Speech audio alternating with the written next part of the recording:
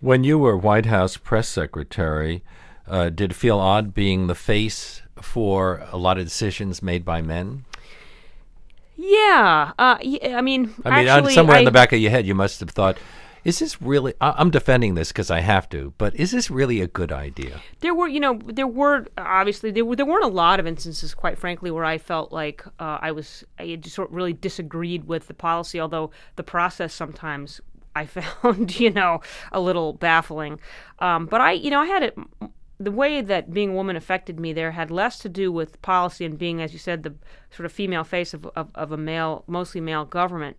It had to do with the way I came to be White House press secretary, which I talk about in the book. I came to work on the Clinton campaign very early in the fall of 1991, and I was with Bill Clinton, from the very beginning of that campaign until he was elected president. And it came time and throughout the campaign, he'd said, "I'm going to have a government that looks like America. I'm going to appoint more women and people of color to high positions and visible positions."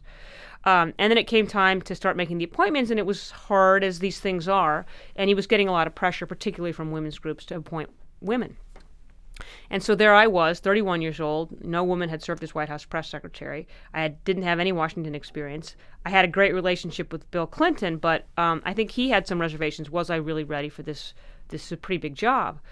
But in the end, he gave it to me because I think he felt a lot of pressure to appoint a woman, and he liked me, and I'd been loyal, and I'd worked hard during the campaign and done, I think, a good job. So he appointed me. But when all was said and done, I had a lower rank, a smaller office, and of course a smaller salary than my male predecessors, and that diminished my stature a little bit, not just in the eyes of the press who I was dealing with, but internally among my colleagues and Were peers. you aware that you were being paid less than your predecessors? Yes, I was, because it's all rank and salary are connected. And I know I was a deputy assistant to the president. Previous press secretaries had been assistants to the president, and therefore eligible for a higher salary than I was. And I knew it all. I knew that I was facing this dilemma that I think a lot of women in positions of authority, or as they rise toward positions of authority, face, which is that you have more responsibility than you have authority.